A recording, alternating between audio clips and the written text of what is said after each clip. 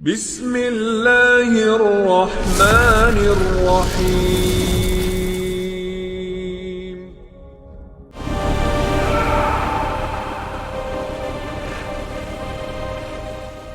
Ma'asyiral muslimin yang dimuliakan Allah Subhanahu wa taala. Saya ulas kembali bahwa tanda-tanda kiamat besar itu ada 10. Dan kalau muncul salah satunya, maka akan terus muncul berurutan sampai kiamat dibangkitkan. Yang pertama sudah kita bahas, khurujud dajjal, munculnya dajjal. Dan dajjallah fitnah yang paling besar sejak Allah ciptakan Adam sampai kiamat dibangkitkan. Kemudian yang kedua, turunnya Isa bin Maryam. Dan turunnya Isa bin Maryam adalah alamatus sa'ah atau alamat tanda-tanda kiamat besar yang kedua, yang ditugaskan oleh Allah Azza wa Jalla untuk membunuh Dajjal. Kemudian yang ketiga, khuruj Ya'juj wa Ma'juj, keluarnya kaum dari dua kabilah Yafis ibnu Nuh, turunan Yafis putra Nuh alaihi salatu wassalam, yang disebut dengan Ya'juj wa Ma'juj.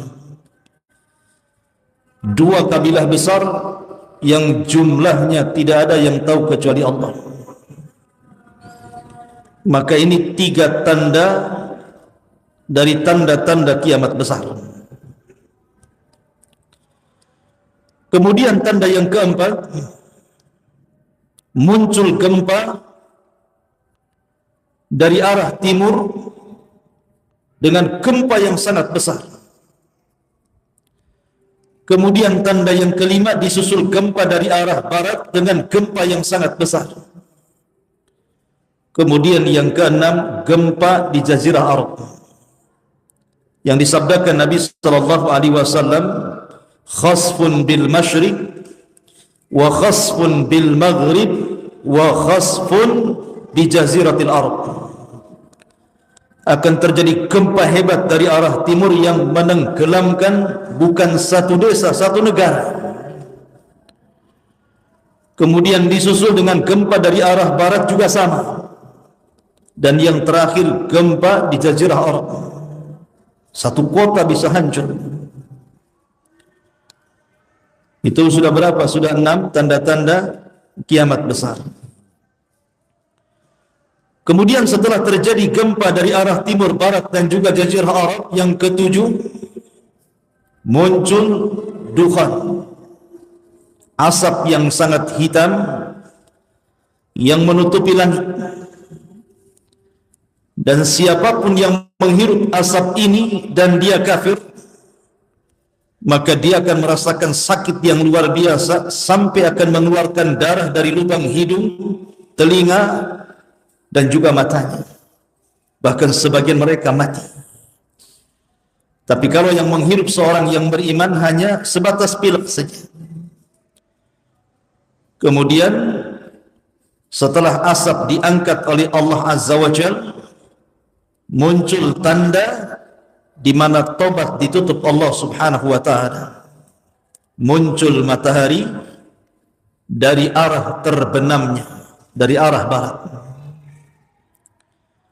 Kalau sudah muncul matahari dari arah barat, maka la yanfa'u nafsun imanuha, tidak mungkin manfaat lagi iman seseorang.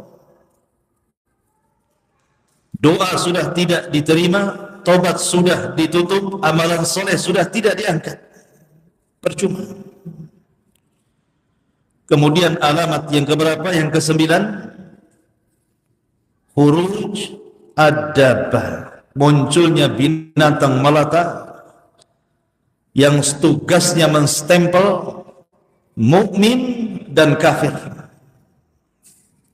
Dan yang terakhir yang kita akan bahas malam ini, khurujun nar, keluarnya api dari arah Hijaz dan juga Aden Yaman yang akan menggiring manusia sampai ke tempat berkumpulnya di Syam. Ini 10 tanda dari tanda-tanda alamat kiamat besar. Kalau sudah muncul 10 tanda ini, maka bumi dan alam semesta akan dihancur-hancurkan Allah.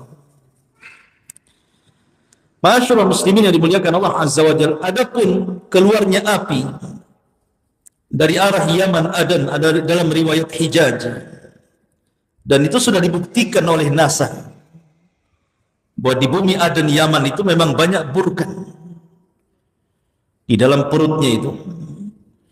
Dalam perut bumi Aden itu banyak burkan, artinya api yang sangat besar. Lah api ini diciptakan oleh Allah Subhanahu wa taala untuk menjadi tanda-tanda akhir dari tanda-tanda kiamat besar. Nanti api ini akan keluar dari perut bumi, kemudian akan membakar lautan, dan bermula dari Yaman, kemudian disusul di Hijaz. Hijaz itu Mekah dan Madinah, kemudian akan bersatu. Lah api ini tidak diciptakan membakar manusia, tapi dia membakar segala sesuatu yang disentuhnya. Kalau seandainya dia menyentuh pohon, maka terbakar pohon itu. Menyentuh rumah, terbakar rumah itu. Menyentuh gedung, terbakar gedung itu. Tapi manusia tidak akan terbakar, karena api ini hanya ditugaskan untuk menggiring saja. Jadi kalau kita diam, apinya juga diam. Kalau kita tidur, apinya diam.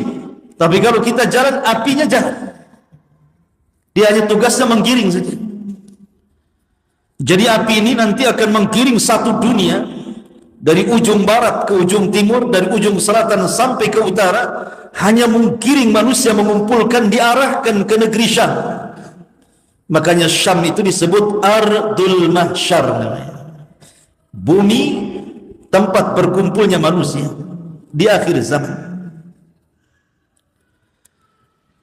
Lah tentu sebelumnya, sebelum ada api yang menggiring ini, ada tanda-tanda kiamat kecil yang terselip di antara tanda-tanda kiamat besar. Pertama, robohnya Ka'bah. Dan itu setelah tidak ada yang haji lagi, dan tidak ada yang umrah saat wafatnya Isa bin Maryam. Karena Isa itulah yang terakhir haji dan umrah bersama kaum muslimin. Maka ketika kemudian Ka'bah sudah tidak ditawafi lagi, tidak ada haji dan umrah, maka muncul pasukan dari negeri Ethiopia, negerinya Abraha, negerinya Habasyah, yang bernama Dzu Suwaiqataini. Orang yang bernama Dzu Suwaiqataini, orangnya tinggi, hitam, kemudian jalannya egang, karena kakinya seperti busuk. Namanya disebut Dzu Suwaiqataini, pemilik lutut yang bengkok. Itu bawa pasukan dari Ethiopia, dari Habasyah, kemudian datang ke Ka'bah. Maka Ka'bah dihancurkan sekeping demi sekeping sampai rata dengan tanah. Dan ini terulang. Yang sebelumnya dari negeri Ethiopia juga yang hendak menghancurkan Ka'bah, siapa? Abraha. Abraha itu dari Ethiopia, dari Habasyah, membawa pasukan gajah, tetapi Allah haram. Kenapa? Karena Mekah masih ada orang haji dan umrah. Tapi ketika kemudian Ka'bah sudah tidak ditawafi lagi, maknanya tidak ada haji dan umrah, nanti di akhir zaman, maka akan muncul pasukan dari negeri Habasyah, Ethiopia, dipimpin oleh Dzu Suwaiqataini. Di tangannya ada palu besar, kemudian mencongkel Ka'bah sebata demi sebata sampai rata dengan tanah. Kemudian digali dan diambil pembendaharaan isinya. Emas-emas yang di bawah Ka'bah itu semua diambil. Tapi kemudian tentara Dzu Suwaiqataini ini dihancurkan oleh tentara dari Yaman, dari negeri Himyar, dan dibunuh dan dikalahkan. Ini juga tanda kiamat kecil yang terselip di antara tanda-tanda kiamat besar. Termasuk juga tanda-tanda kiamat kecil yang terselip di tanda-tanda kiamat besar adalah munculnya angin yang sangat dingin sekali. Dinginnya itu sampai kemudian mencabut arwah orang-orang yang beriman walaupun memiliki iman sebiji darah. Jadi angin ini akan masuk ke ketiak-ketiak orang-orang yang memiliki iman walaupun sebiji darah. Tidak ada yang tersisa, sehingga yang disisakan hanya orang-orang yang tidak ada iman lagi, hanya orang-orang kafir dan munafik. Dari situlah Nabi SAW bersabda, la taqumus sa'atu illa ala syiraril khalqi. Tidak tegak hari kiamat kecuali di atas orang yang paling buruk yang hidup di permukaan bumi, karena sudah tidak ada orang yang beriman. Ya. Ma'asyiral muslimin yang dimuliakan Allah Subhanahu wa taala, lah ketika itulah maka tanda-tanda kiamat yang terakhir muncul api dari arah Adan Yaman dan menggiring manusia dari Hijaz terus sampai satu dunia dikumpulkan di Ardus Syam, di negeri Syam. Apa yang terjadi setelah manusia dikumpulkan di negeri Syam? Maka Allah Subhanahu wa taala perintahkan Israfil. Israfil ini sebelumnya tidak meletakkan sangkakalanya di mulutnya, dan baru meletakkan sangkakala di mulutnya itu ketika Nabi SAW diangkat menjadi Nabi dan Rasul. Jadi ketika Rasul diangkat jadi Nabi dan Rasul, mulailah moncongnya sangkakala itu diletakkan di mulut Israfil. Makanya Nabi SAW suatu ketika pernah tidak bisa tidur, tidak enak minum, tidak enak makan, gundah gulana, termenung, sehingga sahabat bertanya, "Ma sya'nuka ya Rasulullah? Ada apa dengan kau hai Rasul?" Maka Nabi SAW mengatakan, "Fa kaifa una?" Bagaimana aku bisa merasakan nikmat, kata Rasul. "Fa kaifa una wa sahibul qarni qad iltaqamal qarna." Sementara pemilik tiupan sangkakala itu sudah mulai meletakkan moncongnya di ujung mulutnya. Bagaimana aku akan nikmat tidur, nikmat makan, nikmat minum, sementara sahibul qarni qad iltaqamal qarna. Rasul mengistilahkan sangkakala dengan kalimat al-qarnu. Qarnu itu artinya tanduk binatang, bahasa Arabnya. Tanduk itu kan mulai membesar kemudian mengerucut kecil kan, besar kemudian mengerucut mengecil.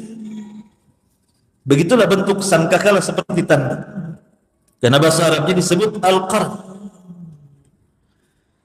Jadi Nabi SAW menghabarkan bahwa sejak diutusnya beliau itu sudah tanda dari tanda-tanda kiamat.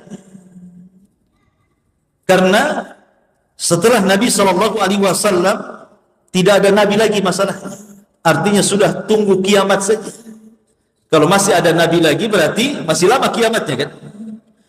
Kalau sudah tidak ada Nabi dan Allah katakan maka Muhammadun aba ahadi min rijalikum walakin Rasulullah wa khataman nabiyyin, sementara dia adalah Rasulullah dan penutup para nabi, berarti menunjukkan bahwa kata Nabi, ana was-sa'ah kahataini. Kata Rasul, saya dan jarak hari kiamat itu seperti ini.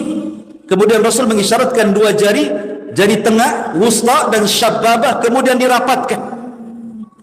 Seperti itulah jarak diriku dan juga kiamat.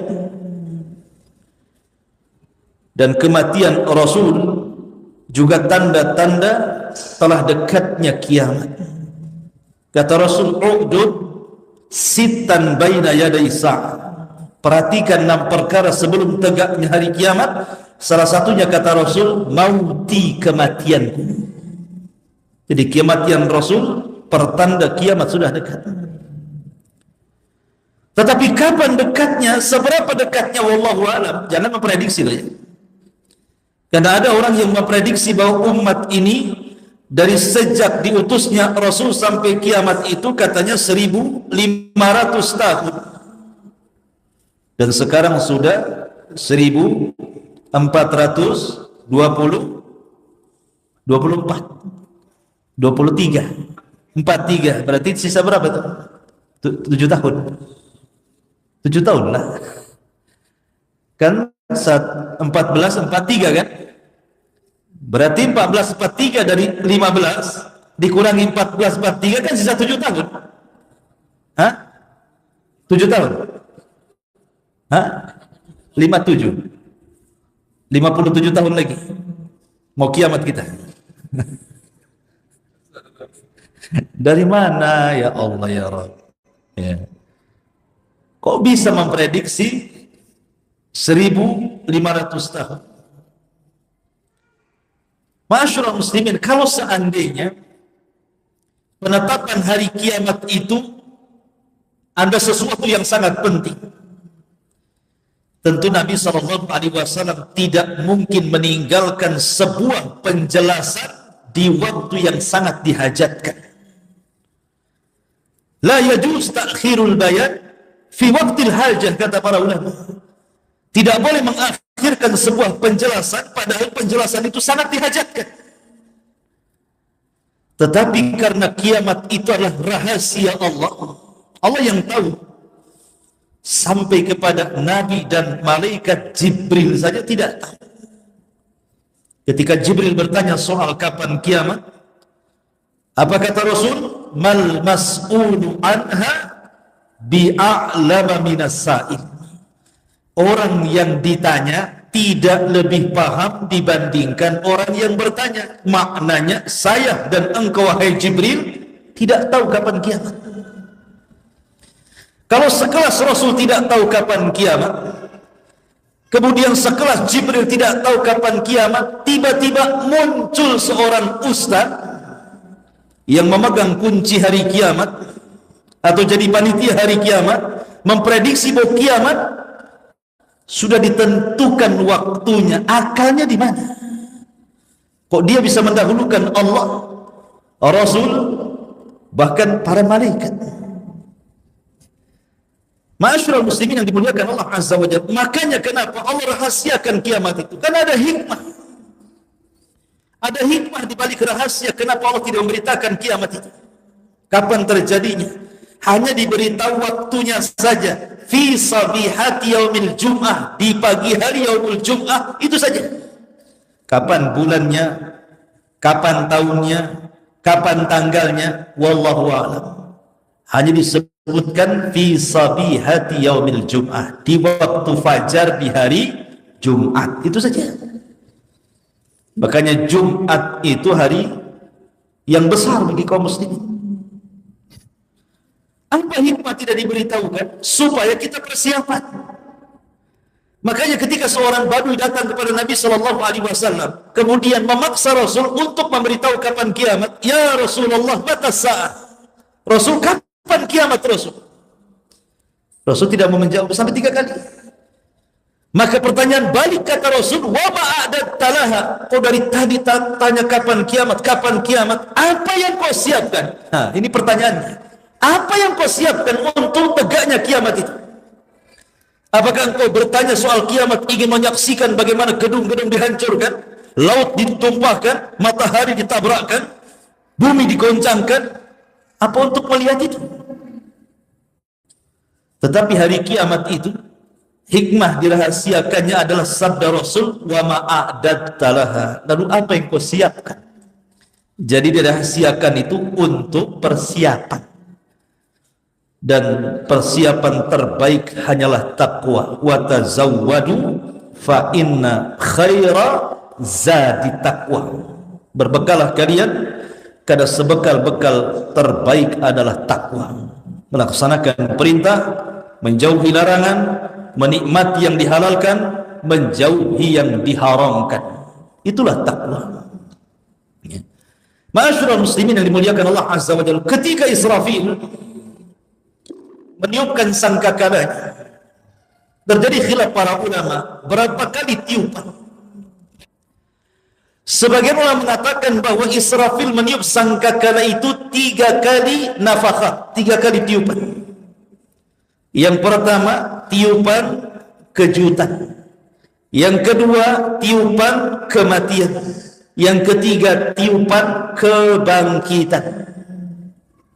Ini satu pendapat. Pendapat yang kedua, dan ini yang dirojehkan banyak para ulama, bahwa Israfil itu cuma meniup 2 kali trompet saja. Tiupan yang pertama adalah tiupan kejutan sekaligus tiupan kematian. Dan tiupan yang kedua barulah tiupan kebangkitan di padang mahsyar. Lah ketika Israfil meniupkan sangkakalanya, Allah katakan dalam Al-Quran, Al-Qari'atu mal-Qari'ah. Apa itu Qari'ah? Qari'ah itu suara yang keluar dari moncong sangkakala yang ditiup Israfil. Dalam bahasa Arab itu Qari'. Suara yang mengetuk dengan keras itu disebut Qari'. Makanya Al-Qari'atu mal-Qari'ah. Wa ma adraka mal-Qari'ah. Yawma yakunun nasu kal farashil mabthus. Ketika suara itu keluar dari moncong Israfil, maka siapapun yang mendengar suara itu akan terkejut kemudian mati. Jadi suara itu akan terus mencari manusia yang hidup, mencari jin yang hidup, mencari malaikat yang hidup. Setiap kemudian terdengar suara, mati. Terus berjalan suara ini, setiap terdengar mati, terdengar mati, terdengar mati. Begitu. Satu persatu jin itu tumbang mati, satu persatu manusia mati, termasuk satu persatu malaikat mati. Allah mengatakan, wa futihatis sama fakanat abwaba. Maka langit dibuka pada hari kiamat dan malaikat mengosongkan langit. Dan satu persatu malaikat wafat. Jin juga sama, apalagi manusia, makhluk yang lemah, satu persatu mati. Dan yang pertama mendengar suara trompet itu rajulun, seorang laki-laki yang sedang memperbaiki kolam untuk minum unta. Ya.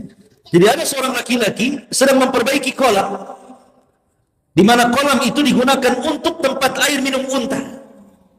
Dialah yang pertama kali mendengar tiupan sangkakala, tiba-tiba terkejut kemudian mati. Kemudian mulai ke jalan-jalan mati, masuk ke pasar-pasar, masuk ke rumah-rumah, masuk ke lubang-lubang, sehingga satu persatu manusia mati. Ya. Ketika tidak ada makhluk yang berakal kecuali dibinasakan oleh Allah Azza wa Jalla, mulailah suara itu menghancurkan satu persatu alam semesta. Bayangkan suara tiupan itu luar biasa dahsyat. Ketika kemudian tiupan itu mengenai bumi, apa yang terjadi? Idza zulzilatil ardu zilzalaha. Maka bumi yang kita pijak ini menjadi gempa. Zilzalah. Zilzal diidofahkan kepada bumi. Allah tidak mengatakan idza zulzilatil ardu zilzalan, bukan. Tapi Allah mengatakan idza zulzilatil ardu zilzalaha. Ada haknya di sini. Hak ini idofah ke mana? Kembali ke bumi. Kenapa diidofahkan kepada bumi? Artinya gempa ini bukan di satu tempat, itu maknanya. Tapi satu bumi akan terjadi gempa. Kalau sekarang terjadi gempa di Lombok, di Batam tidak. Terjadi tsunami di Aceh, di Batam tidak. Tapi nanti kiamat, mau di Batam, mau di Tanjung Pinang, mau di Lombok, mau di Aceh, mau di Indonesia, mau di Australia, mau di mana-mana satu dunia terjadi gempa. Itu maksudnya. Makanya Allah idofahkan dengan kalimat ha. Zilzalaha.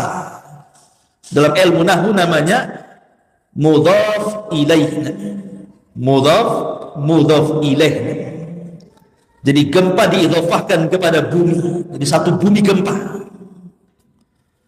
Bayangkan ketika suara trompet mengenai bumi, gempa satu dunia.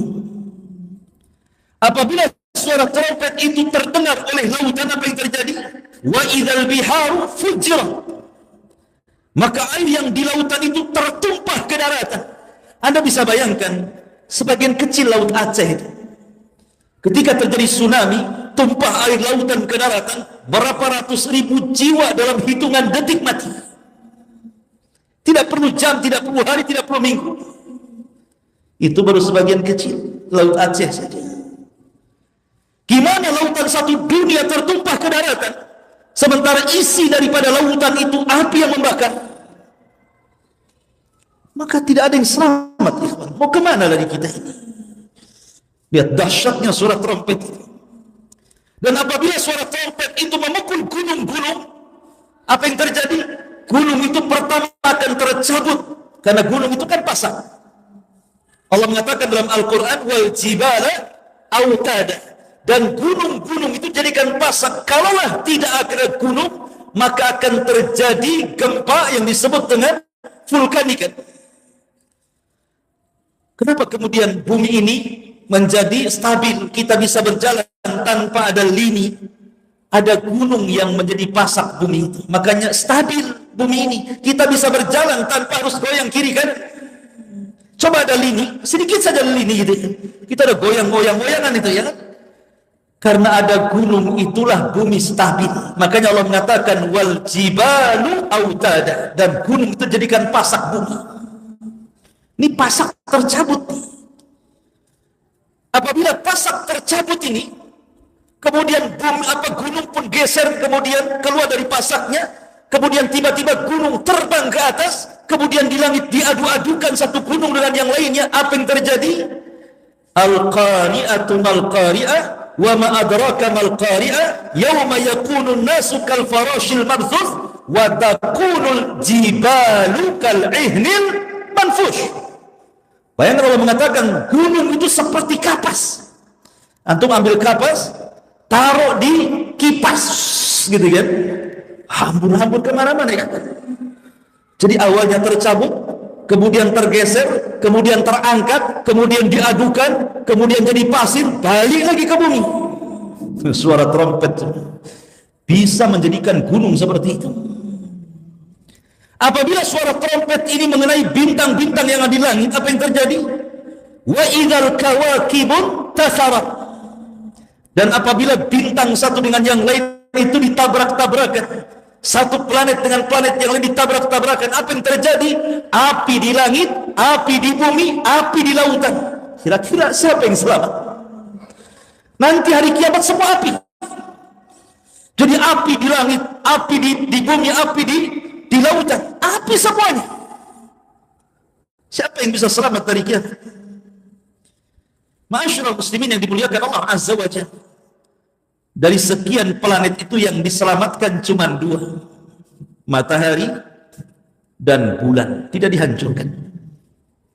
Matahari dan bulan tidak dihancurkan. Matahari dan bulan ini tidak akan ketemu kan? Nggak akan ketemu matahari dan bulan itu, karena ketika matahari terbenam, bulan muncul. Kapan ketemunya? Ketemunya nanti pada hari kiamat. Matahari dan bulan itu akan dijadikan satu, ya.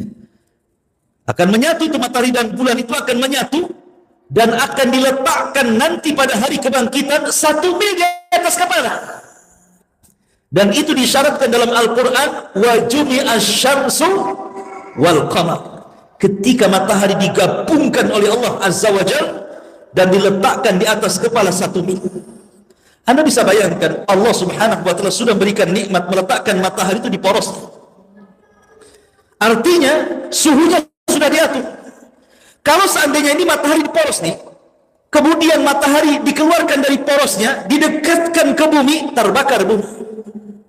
Kalau matahari dicabut dari porosnya, dijauhkan dari bumi, beku bumi. Tetapi Allah paskan itu, sehingga tidak menjauh dari bumi dan tidak beku, dan tidak mendekati bumi sehingga terbakar. Bayangkan Allah Subhanahu wa Ta'ala memberikan nikmat luar biasa matahari itu. Dan nanti pada hari kiamat, matahari itu akan digabungkan dengan bulan, kemudian diletakkan di atas kepala. Gimana rasanya? Ya, rasakan saja nanti. Ma'asyiral muslimin yang dimuliakan Allah Azza wa Jalla. Kemudian apa lagi yang terjadi? Apabila tiupan sangkakala terkena, makhluk-makhluk yang ada di langit, para malaikat, satu persatu berjatuhan, tumbang, meninggal. Ketika itu Allah Subhanahu wa Ta'ala genggam bumi, dan Allah melipat langit seperti melipat kertas. Langit itu kayak kertas diguling-gulung gitu ya. Ya.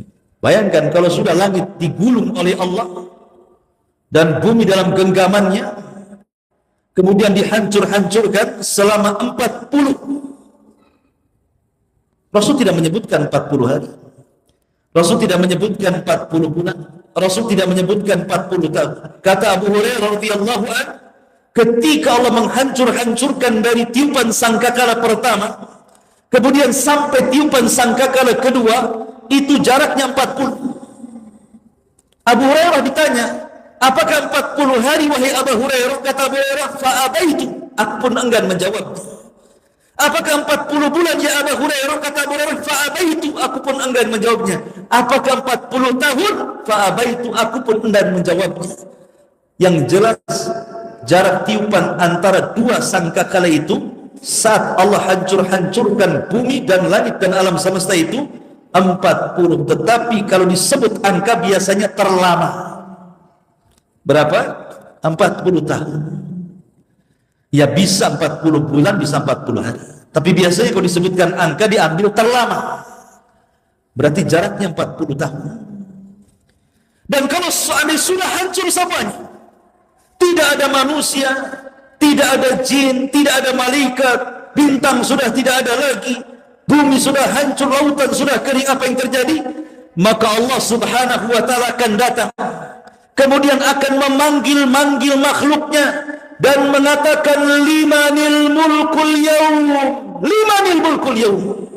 Sekarang kalian tahu milik siapa kekuasaan? Ainal mutakabbirun, ainal jabbarun, di mana orang-orang yang congkak dan sombong itu? Limanil mulkul yaum, milik siapa kekuasaan itu? Tidak ada yang jawab, semua mati. Maka Allah jawab sendiri, lillahil wahidil qahhar. Ketahuilah bahwa kekuasaan itu hanya milik Zat yang satu, yang maha perkasa, Allah subhanahu wa ta'ala. Ma'asyiral muslimin yang dimuliakan Allah azza wa jalla, karena ketika makhluk itu semua diwafatkan, malaikat, jin dan manusia, yang tersisa hanya 4 malaikat. Malaikat Jibril, Mikail, Israfil dan Malakul Maut. Allah memanggil Malakul Maut. Siapa lagi yang tersisa yang belum kau cabut nyawanya? Maka Malakul Maut mengatakan, semua sudah wahai Allah. Malaikat semua sudah wafat, jin semua sudah wafat, manusia sudah wafat, kecuali Jibril, Mikail dan Israfil. Maka Allah katakan kepada Malakul Maut, cabutlah nyawa mereka bertiga. Maka mulailah kemudian satu persatu Jibril dicabut nyawanya, Mikail dicabut nyawanya, Israfil yang meniup pun dicabut nyawanya. Kemudian Allah panggil lagi Malakul Maut, ada yang tersisa? Kata Malakul Maut, tidak ada ya Rabb, kecuali hambamu yang fakir ini ya Rabb. Maka Allah mengatakan, kalau gitu matilah kamu. Maka kematian pun mati. Malaikat yang suka mencabut nyawa, dicabut nyawanya oleh Allah. Tidak ada lagi makhluk yang hidup di permukaan bumi. Disitulah Allah subhanahu wa ta'ala firmankan, yauma tubaddalul ardu ghairal ardi. Pada hari di mana Allah ganti bumi yang kita pijak dengan bumi yang baru. Apakah maknanya bumi yang kita pijak ini hilang, kemudian Allah ciptakan lagi bumi yang baru? Bukan itu. Bumi yang baru tetap bumi yang lama, cuman dirubah bentuknya. Kata para ulama tafsir, ketika mentafsirkan ayat yauma tubaddalul ardu ghairal ardi was samawati matwiyatun bi yamin akhir ayat, maksudnya bumi yang tadinya mukarrah, yang tadinya bulat itu Allah akan hancurkan dan Allah akan datarkan. Sekarang bumi itu ada yang meninggi, ada yang rendah, ada bukit, ada gunung, ada lembah. Tapi nanti bumi akan dihancurkan, kemudian dihamparkan, sehingga tidak ada yang meninggi, tidak ada yang merendah, tidak ada bukit, tidak ada gunung, tidak ada lembah, semua rata. Dan tidak ada ma'lam alamat, tidak ada alamat. Artinya kalau sekarang kan ada tanda ke Nagoya, ke Jodoh, ke mana, ada tandanya sekarang. Ada tandanya ini RT sekian, kelurahan sekian, nanti tidak ada, dan bumi akan kembali berwarna putih seperti tepung, seolah-olah tidak pernah dipinjak maksiat lagi.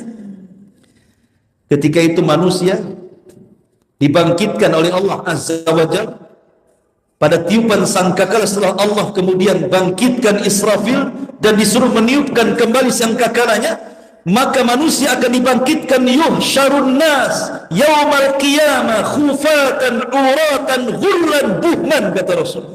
Pada hari kiamat Allah akan bangkitkan manusia, pertama urah, tidak pakai baju, kemudian khufat, tidak pakai sandal, kemudian ghurlan, tidak dikhitan, kemudian buhman, tidak membawa satu pun harta di badan.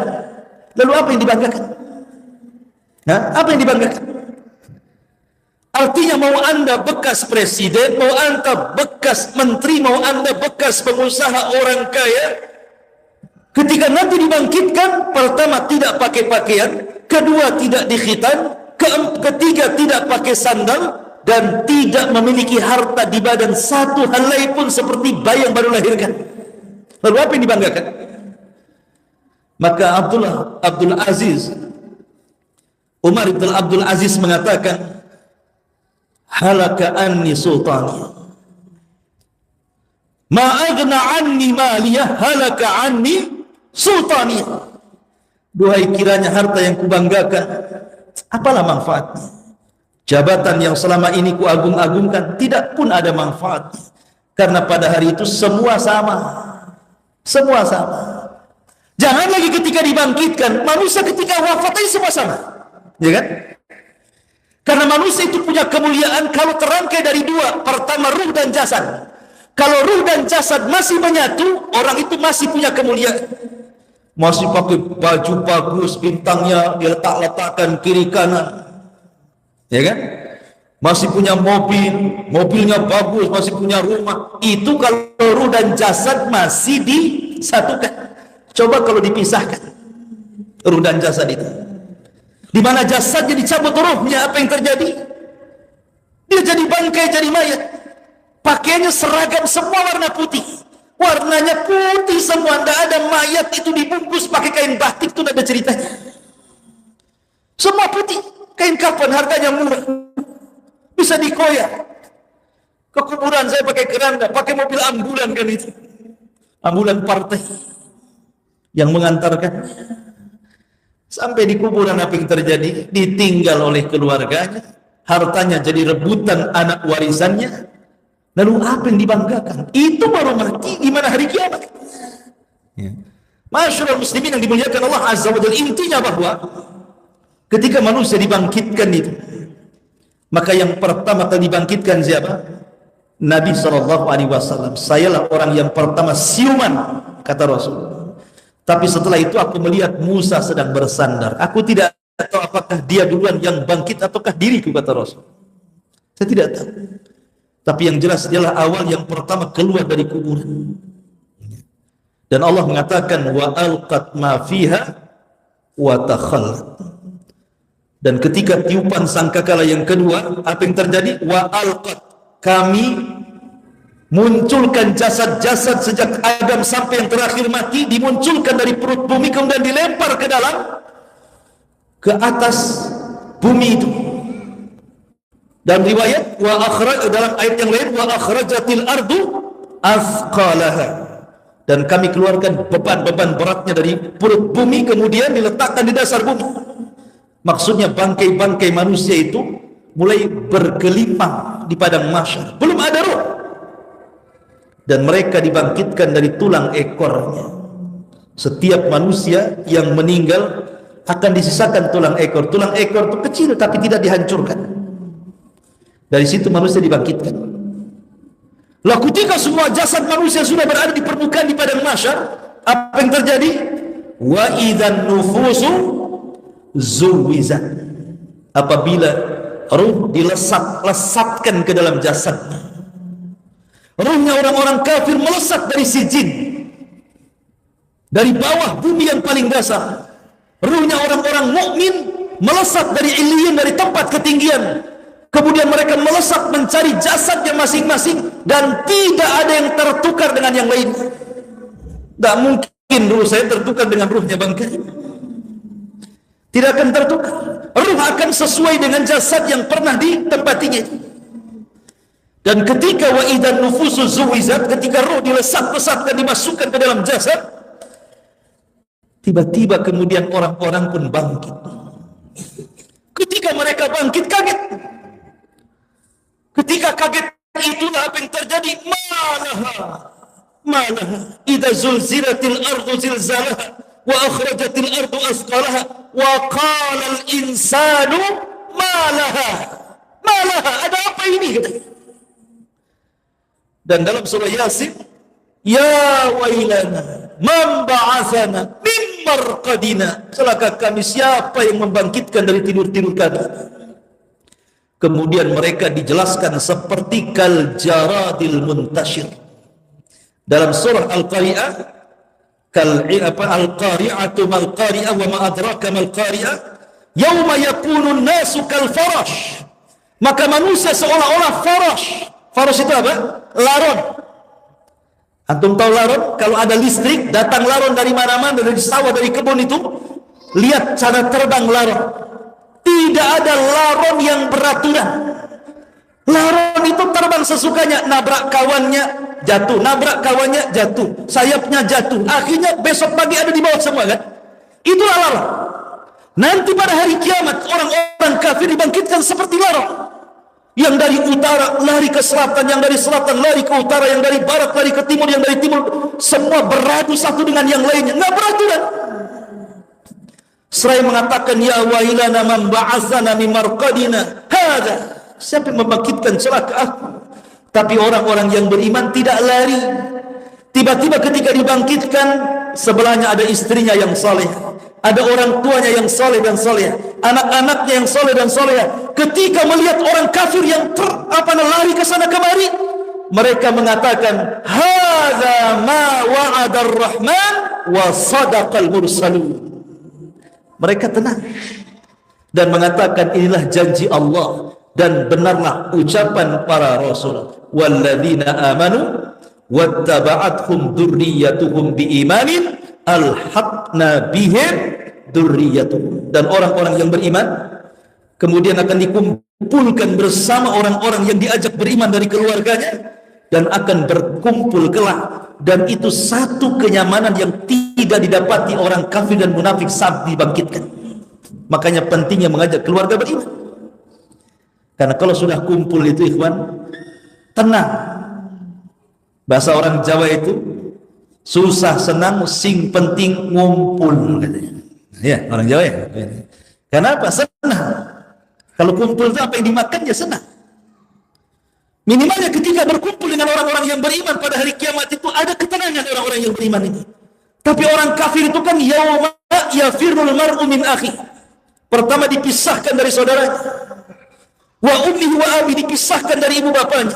Wa sahibatihi wa bani, dari anak-anaknya. Likulli imri'in minhum yauma idzin sya'nun yughni. Masing-masing orang sibuk. Sampai Aisyah radhiyallahu anha mengatakan, ya Rasulullah, kalau wanita dibangkitkan telanjang, mungkinkah orang memandang aurat yang lainnya? Ya Aisyah, kata Rasul, al-amru yawma idin asyad. Nanti hari kiamat itu perkaranya sangat keras. Nggak mungkin orang sempat mandang aurat orang. Orang sudah sibuk menyelamatkan diri sendiri. Ma'asyiral muslimin yang dimuliakan, inilah terjadinya kiamat, maka berakhirlah silsilah hari kiamat.